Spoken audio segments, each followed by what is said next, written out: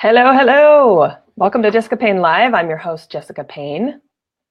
Hi from wherever you are tuning in or listening in around the world. If you're watching me on Facebook or YouTube, hello. Thanks for joining. Looks like we have a couple of live people. Hello. I'm going to say a shout out to my friends here. I already know you by your avatars, y'all. Quick hello to RJ. What up? It looks like we've got Theresa. It looks like we've got Robert C. Stern. How are you guys doing? Thanks for joining. If you're listening to me over on my podcast, I'm uber grateful for that. That is a little engine that could. It's taken off, and I'm loving it. It sounds like a lot of you listen to me on the go, so thank you for that.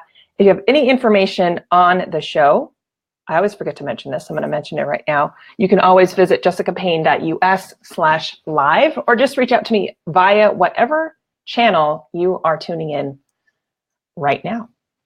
So today's show is, I had scheduled something previously, and I think from a result of going to an amazing convention this weekend, I actually switched things up today to talk about finding your online tribe, but specifically safe spaces and what we as individuals, entrepreneurs, women, perhaps folks who are LGBTQ, what we can do to ensure that our online presence is always is of the best value to us, because frankly, if you use social media, you automatically open yourself up to the outside world. And what I heard over the weekend, and what I heard a recent story yesterday, was about how look, we're all in the world right now trying to build bridges. We have work to do. Sometimes we have businesses to promote, and it sounds like we can still run into toxic conversations even in the groups that we've joined, or the group chats that weve joined, places where we thought originally we'd sort of be in a safe area. We're still meeting sort of toxic conversations. And that's, I think, maybe the biggest surprise, is the fact that, bullies or trolls, or even people who don't understand the value of just being inclusive, can kind of ruin social media for us. So this program is a little less about like, hey, I'm going to bring you back to the world of social media. It is what it is. I have a love-hate relationship with it.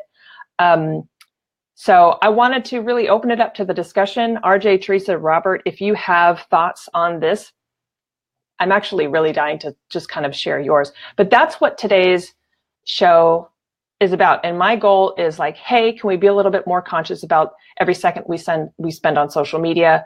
What can we certainly do now to protect ourselves, but still keep ourselves open to other perspectives, right? Because I think our first instinct is to close ourselves off, or to leave a group, which is not the wrong thing to do. But in this world of where we're trying to be more inclusive and trying not to create or live in silos, like what can we do to still accomplish what we want to accomplish, but like in a safe way?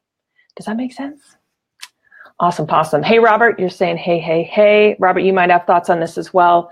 I'm very conscious of the fact that most of my viewers are women, or identify as female, or they come from sort of a diverse backgrounds. And as a woman who identifies as LGBT, who also runs her own business, who also has to be on social media all day, I'm very aware of how I have to be visible, and my introverted self and my very private self, is constantly butting heads with what I know I need to be doing on social media. Maybe that's my first question. Do you guys have when I ask this question, what does it mean to you? Have you run into awkward conversations, or have you found yourself in a group setting? And it doesn't have to be specific to Facebook. This can just be this can be a thread on Twitter. Have you run into this sort of situation where what you thought was sort of a safe or protected conversation has turned into a little bit of a toxic one? I'm curious about that.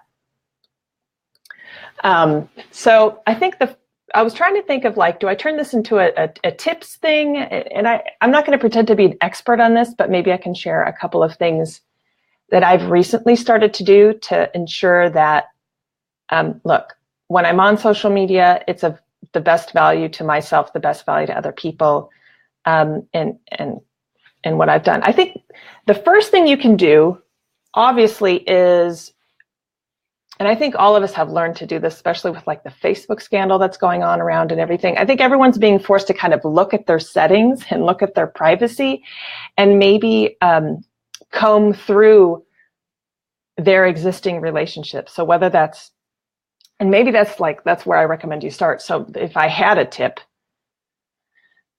the first one would be take a look at where you spend your time online and like list them out. Go old school, write it on a piece of paper. If your hand cramps, maybe you belong to too many groups. Because I will raise my hand. I'm the first one to like, it had been a minute since I looked at all of the groups I had joined. Like on LinkedIn, oh my gosh, like some of these groups, I'm like, what? I joined them like 8 years ago, like legit. And I'm not even participating there. So again, it's sort of like, what's that internal questionnaire? Am I spending time on there? Yes, no. If not, should I leave the group? If so, what is that experience like? And if it's yes, is that experience of value? Stuff like that. RJ says, good morning. RJ Redden, Black Belt Bots. Amazing, amazing. And I know you probably have insight given that you work with a lot of chat bots, and that's this whole new type of conversation / community building, right? So I'm curious to see what you have to say. Robert C. Stern, you're saying, I never look at the thread comments as a safe zone. I always look at it as a public zone. People can always see what is going on one way or another. That's a really good point because it shows a different perspective. I think that's interesting because I see them, and I would hope to see them as a safe zone. I suppose we look at our groups based on our lived experience. So for me, as a woman, as a member of the LGBTQ community, I'm always a little skeptical, a little nervous. I mean, I've talked about it before. It's like just being a woman online, and I'm not saying men don't deal with this. I'm not saying, just being a woman online, I can't tell you how much I have inbound that is unwanted. Let's just leave it there. Like, I've gotten phone calls, I've gotten emails, I get something in my inbox at least once a week, and it's like, it really makes me sort of hold my breath. I get, obviously, if you're on social media, it's like, I don't know if you've dealt with it, bullies, trolls, nothing crazy yet, but I've definitely gotten negative feedback. I can take negative feedback. Look, this is a public forum. But I think that the question I'm talking about, Robert, is safety. Is something you've perceived to have been, and maybe safety could also be redefined as inclusive. Have you joined a group that appeared to be inclusive when really it wasn't? And maybe I should give you the genesis of this. So I belong to, like I said, a bunch of groups on social, and I've actually been doing a lot to prune and weed that out. I've talked about it in other groups, and again, that's like my first tip is like just prune that sucker down and just take a look at the groups you're in. One of them is for women entrepreneurs. Obviously, I have a vested interest in that. I perceive that as a genuinely inclusive space because of the title of the group and because of the conversation. And I saw a conversation bubble up. Someone was talking about their experience. They'd been in another group discussion. And long story short, I believe, and I'm paraphrasing here, I believe that someone in a group posted a question, and it had two men, and I think the question was around who among these two do you look up to? A simple question, a fair question, and actually one I'd be keen to know the answer about. Well, here's what happened. I believe it was a woman just mentioned the fact that, hey, there's no diversity. Wouldn't it be great if there was another woman to obviously, look up to? And as a woman, I would definitely see that because we know what we're looking at. And if we don't see ourselves somewhere, we ask the question. And long story short, this woman, the conversation quickly turned negative. People sort of piled on. It wasn't just men that piled on, but it was mostly men that piled on. And from what I can gather, because I asked, like, did the group admin step in? The group admin sort of failed to do that. So that's two things. that made my heart break, and that got me really pissed off. And so that's the reason for today's conversation is here was a safe space, a group this woman belonged to. I think there are more than 12,000 people in this group. And to see like that community pile on, it shows like there's a blindness, but also like this toxicity can still exist at dinner tables, in classrooms, in groups. That's the background. Is that helpful?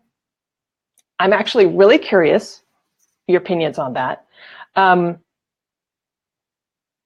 It just really stuck with me, and I think that, you know, having come off this convention, I was just in Vegas for Klexicon, which is a major convention. It talks about creating greater awareness and visibility, inclusivity in media and television for queer characters. It's amazing. It's basically a weekend of massive empowerment. Talk about a safe and inclusive space. So it was sort of coupled with that. When you hear about that conversation that happens in groups, does it surprise you? What would you do? My first gut reaction was I would just leave the group. Because the admin didn't step in, to me, that group has lost value. If the admin isn't willing to call that out or police their own group, to me, I would leave it. And there were a lot of people in this conversation who said I wouldn't leave it. So I'm curious, would you have left the group? When do we, and maybe that's the second question, it's like, when do you know to cut bait and leave versus stay and try to improve a conversation? Percolate on that. Can I read some of these comments? RJ Redden is saying, Kim Boltzema, you might consider this interesting. Kim, yes, I know. I think we've chatted about this in the past, just virtually. I'm very curious to see. And this question isn't just for women, by the way. This is just a question for any human, frankly. Have you experienced this? I haven't witnessed it, but I've heard about people kind of piling in on parents or people without kids, or it seems like, you know, people will throw stones at anyone who's different, even in these like supposedly inclusive spaces. I'm like, what the hell? Really here? It's like, but it just goes to show the environment we're in. Remember, anything can be a screenshot, Robert, you're saying. So it sounds like, Robert, expand on that. It sounds like, Robert, you're practicing with you're erring on the side of caution, which makes sense, which I do too. I think the internet is a public forum. I would hope that never holds you back from speaking your truth, which I know I would know it doesn't. But yeah, something to think about with the internet is people hold back. Something else to bring up. I am paraphrasing again from this conversation. I wasn't in this conversation, so I'm not certainly an exact witness, but I can paraphrase. I had asked how many people. It sounded like only a handful of people had actually said something, and it sounded like people who were witnessing this piling on, the majority of people didn't speak up. But it's something to remember too. It's sort of like, just because people aren't speaking up doesn't mean they're not witnessing it, and doesn't mean they're now starting to calculate and make their own decisions. I think people are generally afraid to get into, you have two people. You have one that'll jump into the fray online, which I won't. Or you have mostly observers. I think most people just don't want to be they don't want to be collateral damage, you know, when there's bullying going on. Robert, you're saying the problem I see is that people are always on the defense. Yes. People feel that we are on social, they can speak more openly. Mean. Would you still say these things in person? I absolutely agree, Robert. So like, what can we do? What can we do in those situations? I suppose it's the same bullying conversation we have with our kids. It's sort of like, if it's wrong, speak out. Do we engage? Like I said, I think there's always going to be those types of people who feel very protected and safe. And we all know that someone who bullies someone else is really screaming, hey, look at me. They actually have they're a bully. It has actually nothing to do with you. It doesn't make it right, but it's coming from an internal lack of something, lack of attention, whatever. And they're just screaming, hey, look at me. People are out there who exist, who feel motivated by putting other people down. And there's no way to change those people. So there's the bullying rule number one.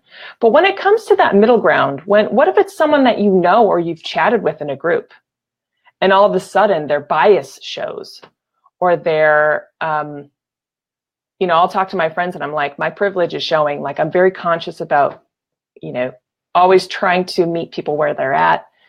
I can't help my background, how I was raised, just as much as someone else can't. So, but I'm a firm believer that we are a sum of our lived experience. So we are going into every interaction based in our own unique way. So what can we do? If you're just joining, today is more kind of an open discussion about safe spaces, how to find your online tribe, and we've been talking about what happens when these awkward, wicked, uncomfortable, sometimes even toxic conversations happen where we least expect them. Amy Kimmel, awesome. You've been a guest on my show. Amy Kimmel, I'm going to read your comment because I know it's golden. Amy's saying, I try to speak my truth, but I choose my battles. Yes. Mostly when I feel the other side is actually open to listen. Whether or not they change their mind is irrelevant. The first step is to listen to one another and respect differing opinions. Amy, that's so flippin' hard. Isn't it? It's so hard. I think that's where my biggest battle is like, am I going to make the time to try to build a bridge right now? Or do I just cut bait and leave? It's not black and white. I think you bring up a really good point. Speak your truth, numero uno. Call me crazy or ignorant or naive, but I honestly and firmly believe that the majority of humans want the same online experience as we do, but sometimes the loudest people tend to dominate conversations. I think by this example, there were 12,000 people in this group and only like 7 people were in this conversation, and the majority of the people talking were toxic. So there's a good sort of percentage, a good sort of small look at what's typically going on. But I have a sense that most people want these online conversations to be of value. We spend so much time here, right? A lot of people are questioning social media right now. And it's mostly because of these interactions. Amy, you're saying if it doesn't make me feel good, then I don't engage. Here's a question. Will you still engage if it makes you uncomfortable? This is where I wrestle, because I don't like conflict, like on a personal level. I'm curious. Robert, you're saying it kind of like, here is my opinion. If you would like to talk more, let me know. If not, we agree to disagree. You're so diplomatic, Robert. I think most people would agree with that. And then you have the people that are like, oh, hey, I'm actually going to bulldoze you with my opinion the whole time. So 2 tips so far. One is take a look at your privacy and your settings. Make sure that everything you can do on your end is created to at least is set to create a layer of protection. That's probably the first tip. The second tip is like, take a look at where you're at. When was the last time you were on LinkedIn? When was the last time you were active on Instagram? I was active a lot over the weekend on Twitter, and I can't tell you, like, that was probably the most active I've been on Twitter in a long time. It was this beautiful experience of, and I think Twitter, just sidebar, Twitter really becomes an amazing space when you're at a convention, because you're not in a group. You can be on a thread, but you're typically kind of following one hashtag. And conventions by design are basically a gathering of people who have a vested interest in something. And when you're at a convention for something you're passionate about, these conversations can be incredibly empowering, motivating, and just a hell of a lot of fun. Make social media a fun place for me. So that was an interesting thing over the weekend. It's sort of like, I hadn't been that active on Twitter in ages. And I found that entire experience, I didn't run into one bad experience on Twitter following that hashtag. And I was like, oh my God, this is how social media should be. And then again, getting back into town and then going on other social media as soon as the convention was over, it was like a slap in the face. It's like, really, it's like getting a taste of like the island and then having to go back. It's like, it really showed me like the contrast of like where we spend our time. You look lonely up there. What does that mean, Robert? Do I look lonely today? Is that, I don't know if you're referring to me.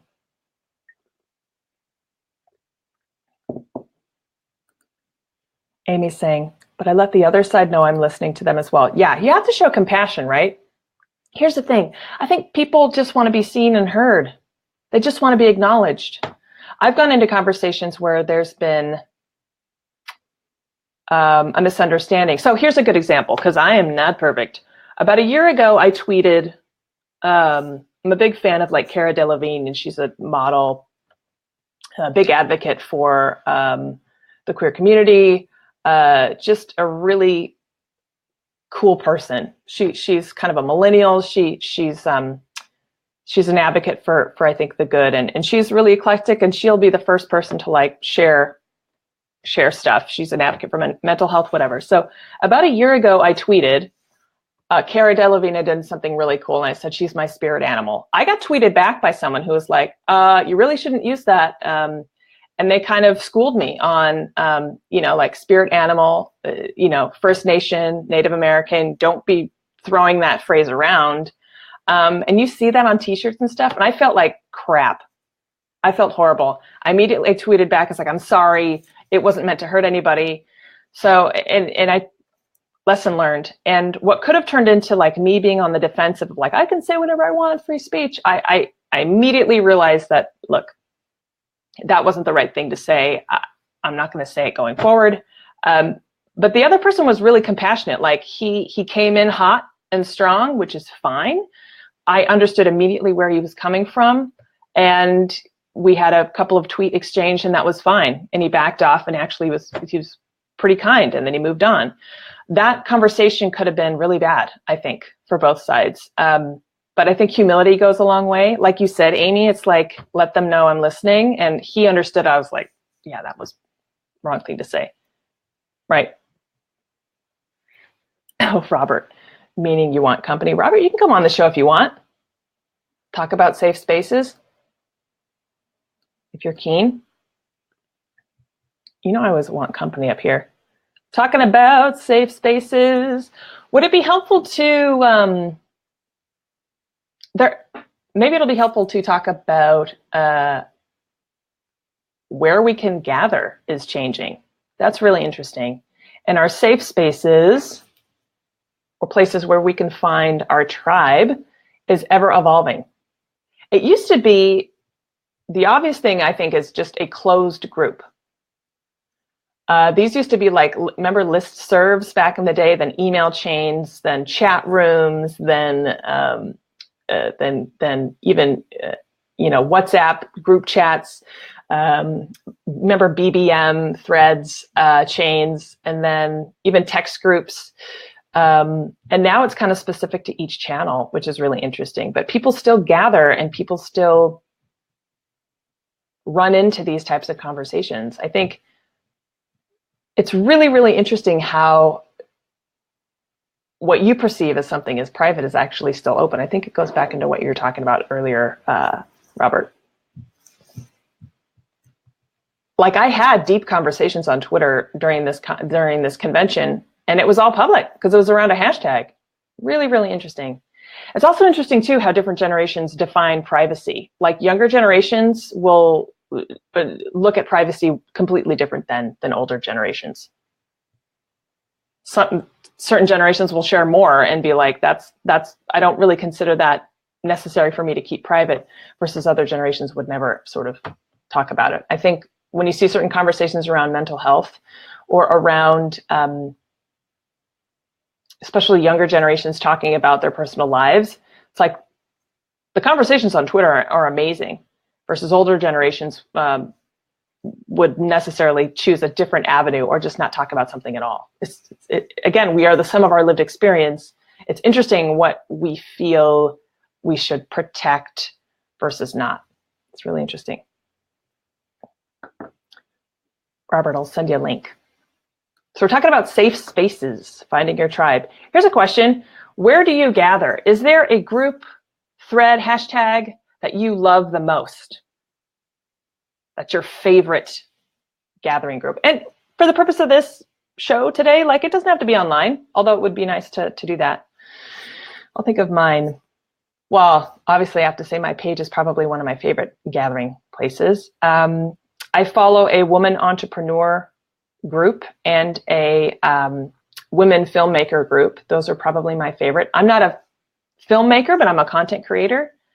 So I think for me, those are like two of my favorite gathering places. I'm also a fan of a few TV shows, and they have threads. They have hashtags that are specific to those. Those are great. I enjoy those.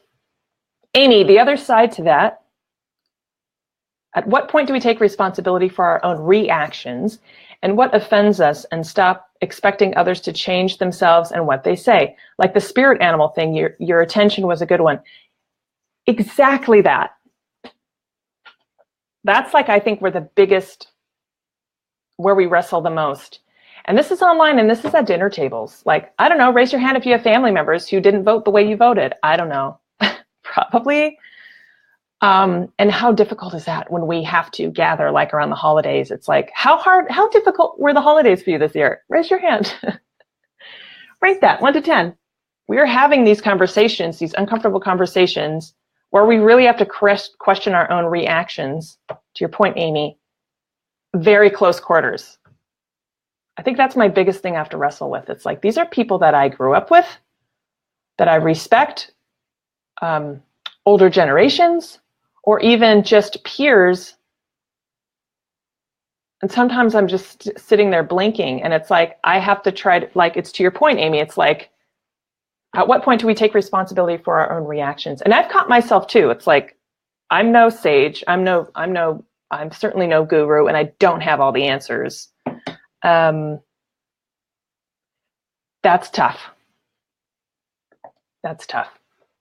Robert, I promise I'm sending you the link.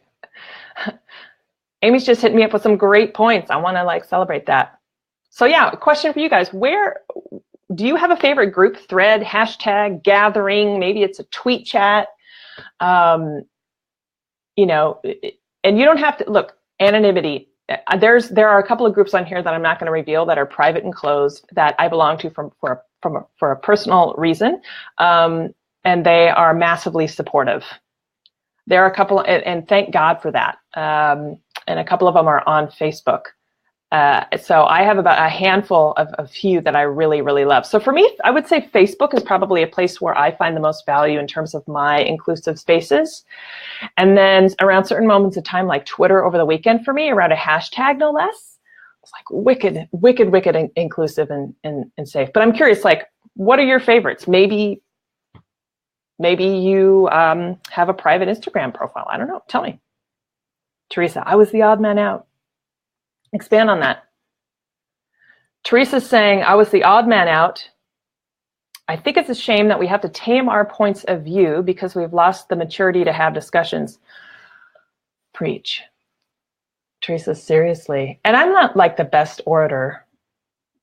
I flail at conflict. I'm also the master of the Irish goodbye. So, which, raise your hand if you know what that is. I think we've talked about it on here before, but yeah, it's hard when your instinct is like, for me, my instinct is like, this is awkward, I'm sweating. Oh my God, so much negative energy. I just want to leave. Amy, back to your point, it's like, that's where you have to like, can I just be a little bit more brave today and stand up and speak out? And I think we're seeing that pendulum swing. I think the majority of people are actually standing up and speaking out. And back to this conversation before where this group of 12,000, I said, and others had said, like, thanks for speaking out. It's like, it's better to say something than not, and then just be prepared for the onslaught of shit to come your way. Are you brave enough? It's like that Wonder Woman animated GIF, when she's in that shield. That's like the patriarchy. I love that, Theresa. I think it's a shame that we have to tame our points of view. Do you find yourself taming your point of view? I'm curious. I fear we will never get back to a place where we can have discussions about things we disagree on, yet respect each other's point of view. I fear that too. Do you feel like there's been a change though? I'm curious. I feel like there's more strength in numbers now than there was a year ago. We have a long way to go. That's my personal opinion. Would you guys agree with that? She goes, oh God, yes. Sounds like you agree, Theresa.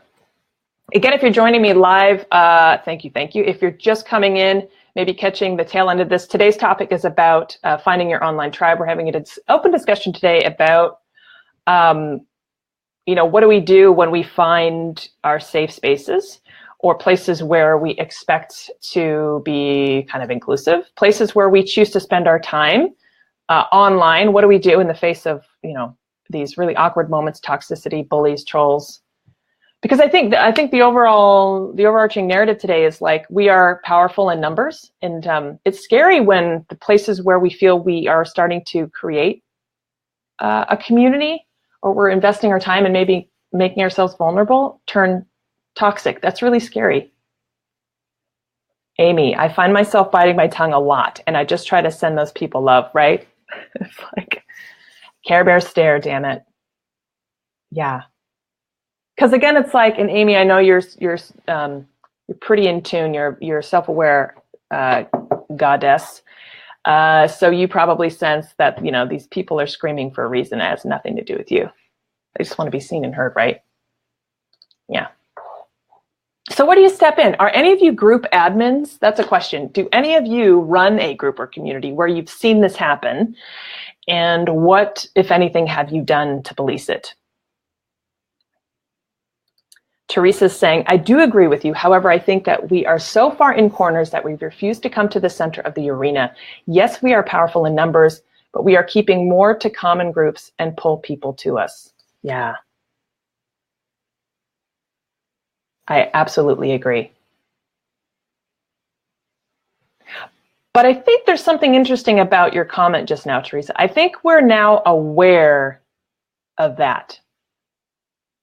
And I think we would all agree that we are in corners versus not acknowledging that. To me, I think that awareness alone is what separates us from how it has been to date. Now, whether we make a change is up to us. Great point. Question, do you guys run a group page, mailing list, conversation, maybe community, thread? Are you an admin? Have you had to police this kind of stuff? And if so, tell me about it. I'm curious what lessons you've learned on social media. Getting that link for you, Robert, right now. If you're listening on the podcast, this is you're listening to the audio of Jessica Payne Live. You can catch it every week on Facebook at 8 a.m. Pacific on Tuesdays, or you can watch it over on YouTube. But if you're listening to the audio, that's why you hear me reading comments, because I know a lot of you are listening to me when you're running, working out, taking the kids to school, whatever. You can still send me messages. I can always address your questions.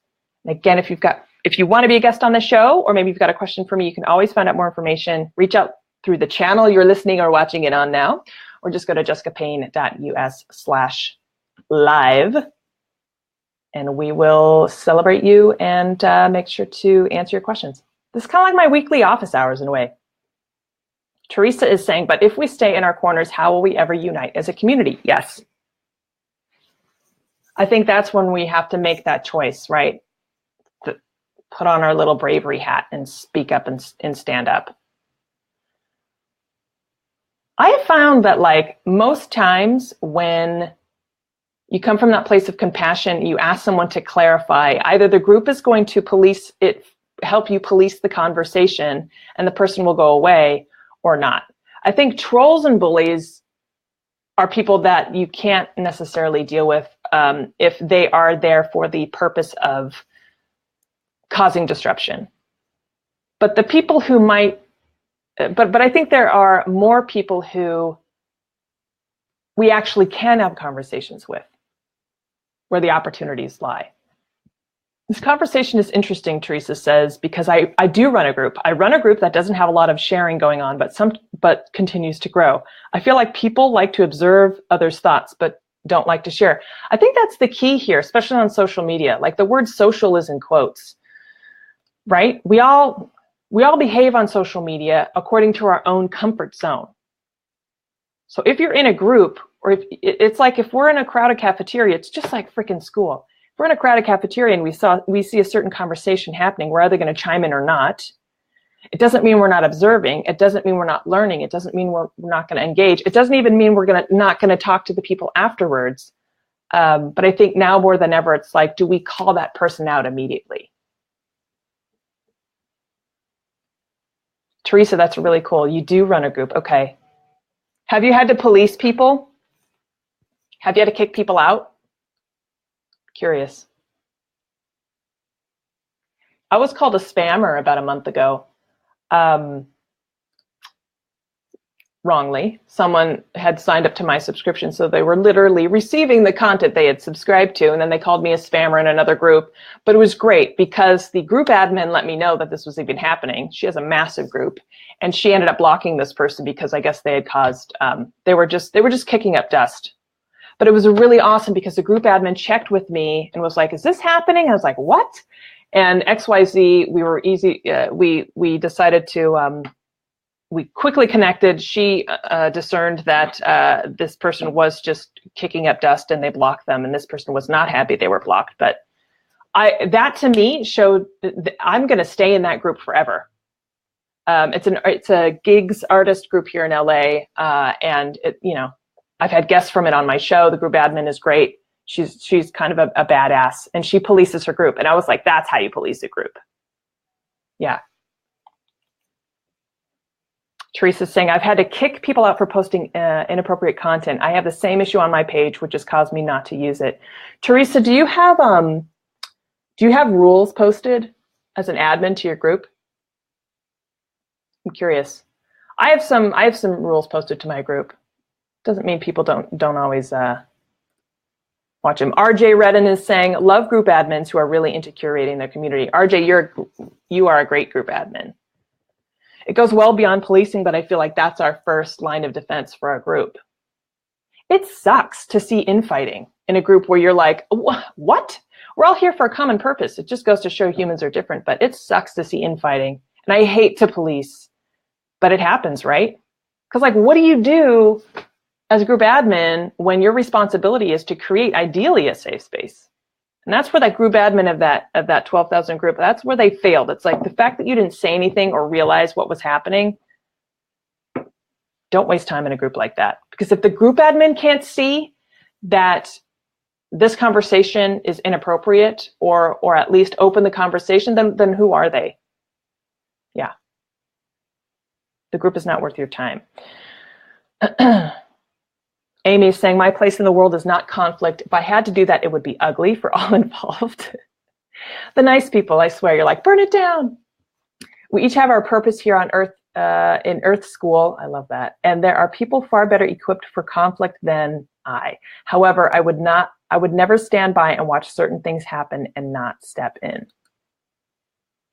Love that. Teresa's saying, infighting is just a struggle to be right. It's not a zero-sum game, y'all. For me to win, it doesn't mean you have to lose. We can all win.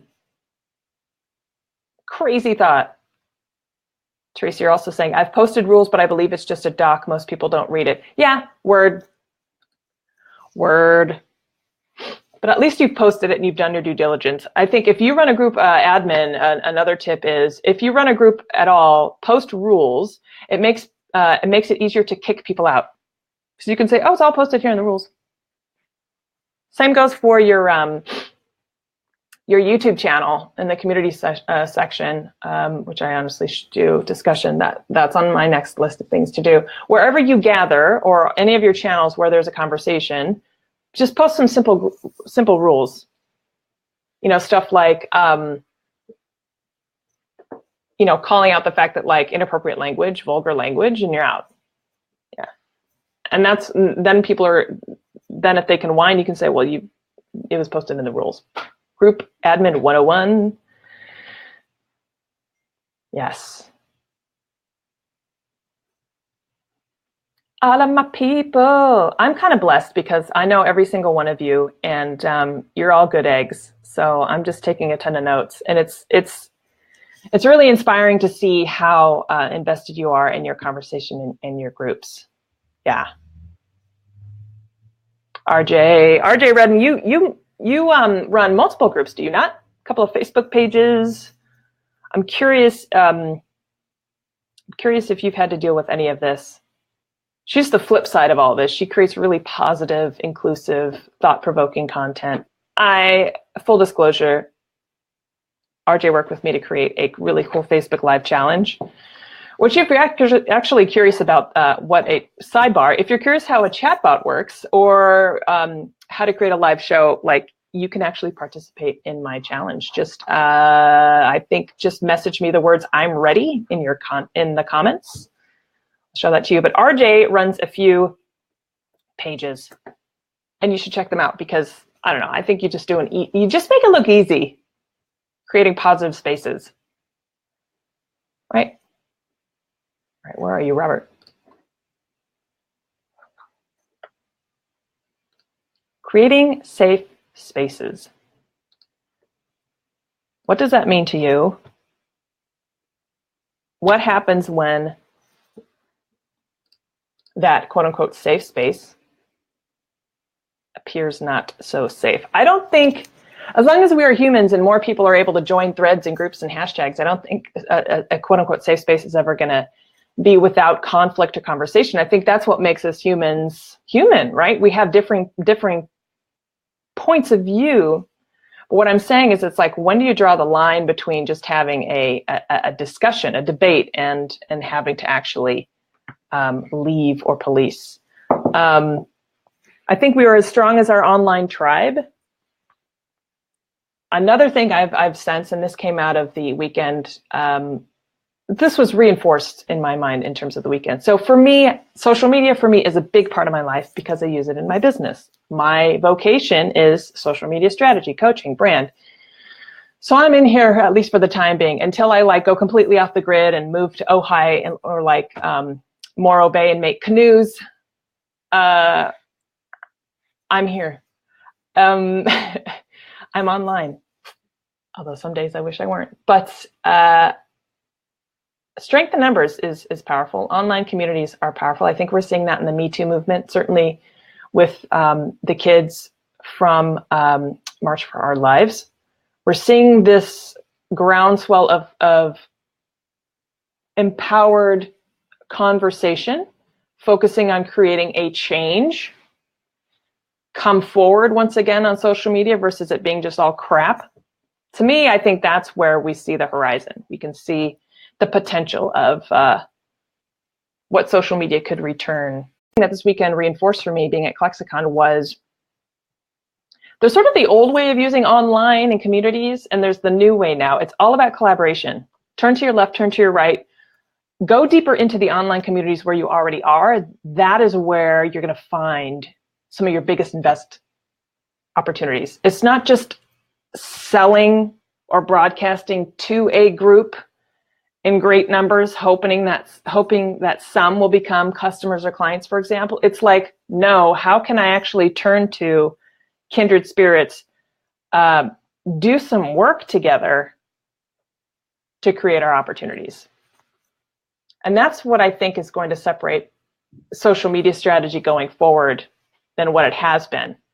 Because social media, I think to date, has been kind of seen as just a channel where like you're throwing lines in the water and hoping people catch it, versus social media now is also a place where you should be creating content, but a place where you should prioritize it as well as a channel to display your body of work. That's the difference. So like I post every single one of my lives over to YouTube because I'm creating this body of work. And through that body of work, I'm actually, collaborating with my tribe, the tribe that I've found. Really interesting. Does that make sense? Am I making sense? All right, I'm getting a cute hand signal from Robert C. Stern. He's ready to join me. Coming on the show, Robert C. Stern. I teach with Robert in the Social Power Group. Oh my God, he's already got his red cup. I wouldn't know who you were without the red solo cup. For those of you listening on the podcast wondering what the heck I'm talking about. Hello. Hi. How you doing? I'm well. Turn your volume down just a skosh. I love the sound of your voice. It is booming. But there we go. Oh, now you're perfect. Perfect. On the dual screen, Robert C. Stern. We teach the Social Power Group, which if you want to enroll in our course, you can enroll in my course, which is Live Show Mastery, which is specific about live streaming, or you can enroll in Robert, my course, which is about this, but it's sort of like advanced. It's like 2.0, 3.0 social media strategy. And this Robert is the scary part, because I was doing a couple things while listening to you. Uh-oh. And I went and checked my own settings. Settings. I went and checked to see how I'm involved on Facebook. And? If you go to the About section of yourself. Scary. You will see how many pages you like and how many groups you're part of. Oh, yeah, that's fun because you're like, when was this? I've been on Facebook 11 years. 99 groups. Got 99 problems, Robert. Now, 4 of them are my own, so I know that. That's I also a lot. saw how many pages I liked. I'm glad you're sitting down. Can I guess? Yeah. I'm going to say, I know it's in the 3 digits. I'm going to say 125. 3,439 pages I've liked. Robert, you need to prune. I thought you were going to say I needed to go to Pages Anonymous. Yeah. So I think you know your homework, Robert. Oh my God. Look, we won't talk about my email inbox. It's in the thousands, but at least I can categorize those. So there you go. And Robert, like there are a lot of people like you who have not looked at that information probably ever, You know right? what the bulk of mine is?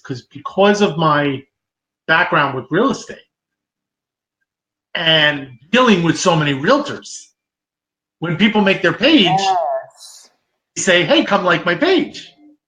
Or I like the page. So I would probably say out of those 3,400 plus pages, I'll make you bet 2,000 of them are realtors. Sure. And to be fair, Robert, they probably don't even show up in your feeds and you probably don't go there regularly, thank God. Otherwise. Unless they're a client and I put them on a shortcut. Yeah, you got it. Exactly. So that's interesting. And I'd be really curious to see what kind of conversations realtors have.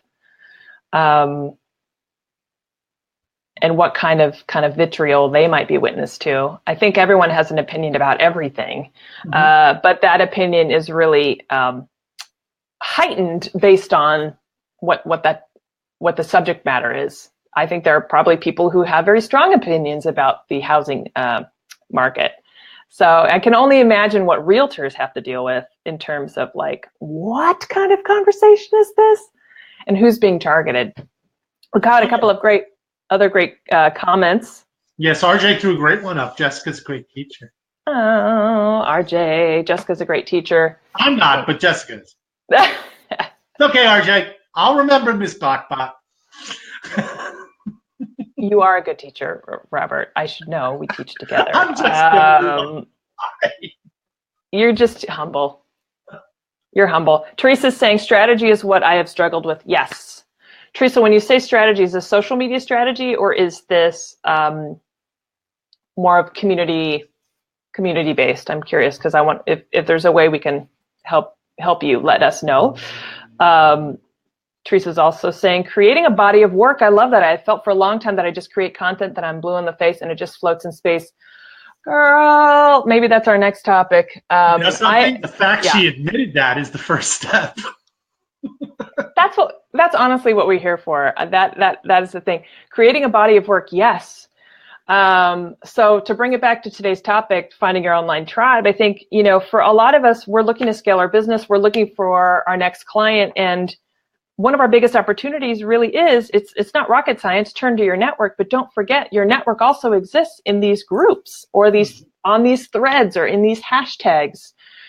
Quite often where our peers gather. And if it's all about referrals, there's that. So there's a plus side too, obviously, to finding your online tribe. I think the first one is, and Robert, maybe you can expand on this. It's sort of like this whole conversation today is about like, we should all find our online tribe.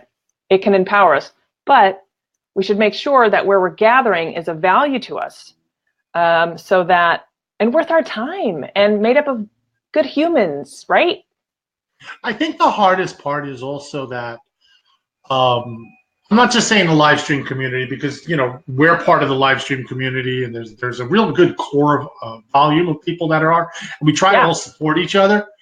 But at some point, supporting each other kind of takes away from what you need to be doing. Right. Well, and it's finding that line.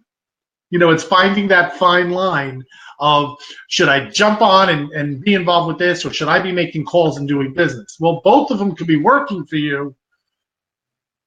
You need the support at the same time, and you want people to support you. So it's a fine line. And basically what it boils down to, do what makes yourself feel comfortable. Yeah. A lot of people feel obligated. It's a great word these days. Yeah, they feel obligated to, oh, well, they shared mine, so I got to share theirs. Or I was over there, and now they got to come over here. Yeah. And it's kind of like on Twitter, the old way. Well, if you followed someone, they're supposed to follow you back. Right. Not necessarily true. Yeah, that expectation, it's sort of like, I think, in my personal opinion, I think what separates that being a negative experience from a positive one is like your intention. Mm-hmm. I give shout outs to people all the time, hoping they'll follow me back, but it's certainly not the expectation. And I'll do it in a way that is always, I would hope, kind of like when full of integrity, You send an invite for somebody to follow your page. And right. They follow your page. Within 20 seconds, you get a private message. Hey, I followed your page. Here's my page. Yeah, and I think, I see that all the time. Just and most of the time I will follow someone back. It's reciprocity. It's like you follow me, I'll follow you. I mean, that's the deal, because quite often sometimes someone will follow, like if I follow someone and they follow me back, I'm like, awesome, that was a good. It's kind of like exchanging business cards or linking in with someone. It's sort of like, see, before I hit that like button, except if it's a business situation I'm trying to do it, but if it's just a page, and I want to go in the page. I want to see what they're talking about. I want to see what's going on in the page, because this goes back to the beginning of your conversation. If I see a lot of craziness, politics, religion, I mean, somebody added me to a group the other day. It was a Bible study group. And I will just say, nothing wrong with that. No, I'm Jewish. Right. I feel like that's a joke. But it's like, yeah, for sure. Why would you add me to that group? Yeah, that'd be a fun conversation. I mean, I think. Me. Yeah.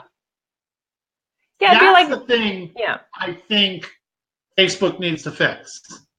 Well, this is kind of a whole other conversation. I think the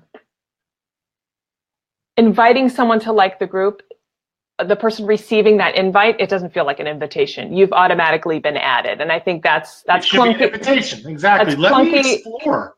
It's clunky and clumsy. Like it could be a simple automated, like, inbox message that goes to someone that says, "Hey, I thought you would be interested in joining this group," versus like you're automatically added. Yeah, because that's kind of like, to me, that's just spam.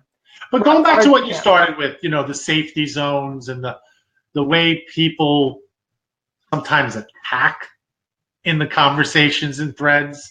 Maybe some of them are not meant to be bullying, but it comes across that way. Yeah. Mansplaining. Yeah, exactly.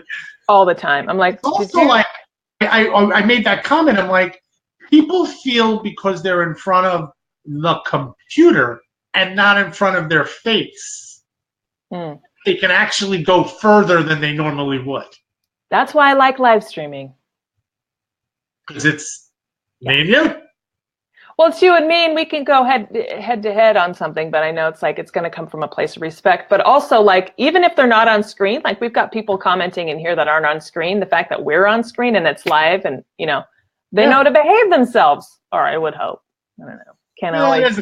I don't know. That RJ. No. Yeah, well, I'm sorry I introduced you to her, God, it's like, speaking of RJ, the queen, she's saying, I couldn't agree more, Robert. I totally check out pages before following it. Yeah.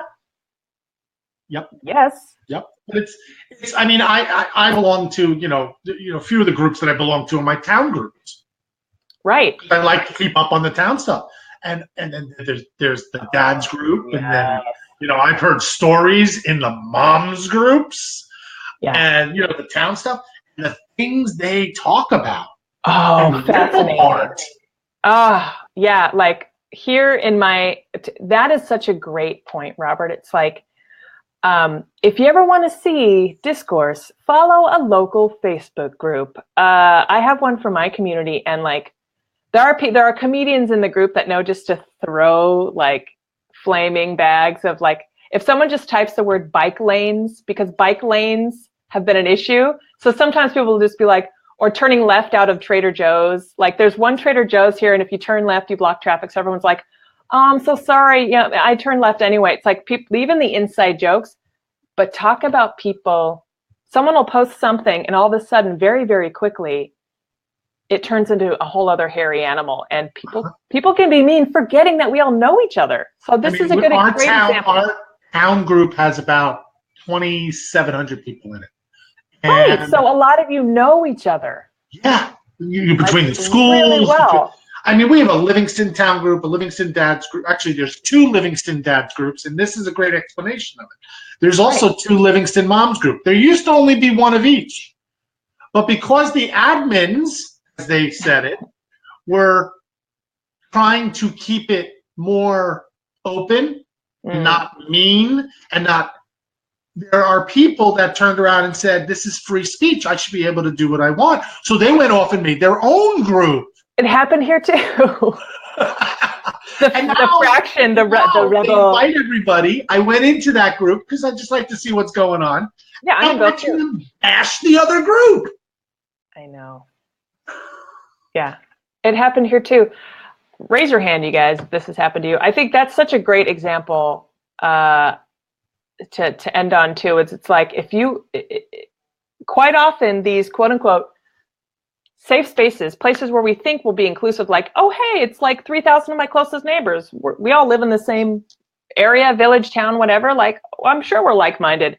That's where some of the nastiest conversations can happen. And the thing is, like, a lot of these people know each other. So back to Amy's point, it's sort of like, when do you speak up? I firmly think that discourse is always, it's what makes us human. But yeah, it's sort of like the responsibility is on us, I guess, right? To make sure that, again, where we spend our time on social media are places where it's of value, because it could be as something as a neighborhood group where you might feel like you need to walk away for a while, right? It's like, and on paper, you would think that would be an absolutely perfect place to gather. But I don't know. Any closing thoughts, Robert, in terms of safe spaces, online, finding your online tribe? Listen, it kind of goes back to the rules that we were supposed to be taught when we were kids. If you don't have anything nice to say.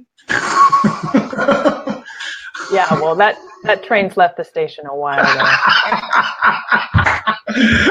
It's heading to Mexico over the wall. Great. No, but I don't mean it as if you don't have nothing nice to say, don't say anything at all. Yes. Think about, first of all, if you have kids, what are you teaching them? Am I going to be mean to the adults? Am I going to do this? Blah, blah, blah. But better yet, treat somebody the way you want to be treated. It's okay to have different opinions. Jessica and I have had conversations on the phone. We've had conversations over Facebook. We've had conversations on live. Yes. There have been times we've had difference of opinion. And I'm glad, because,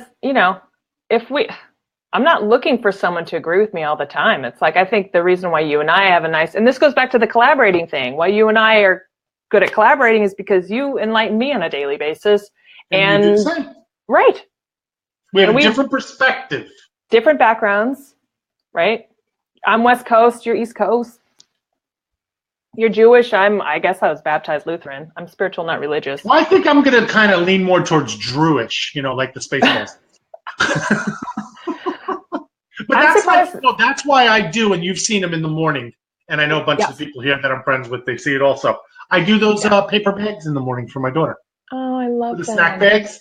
Yes, I love those. And I put sometimes some little quote memes, that the inspirational things that we used to put up, I put them on the bags because guess what?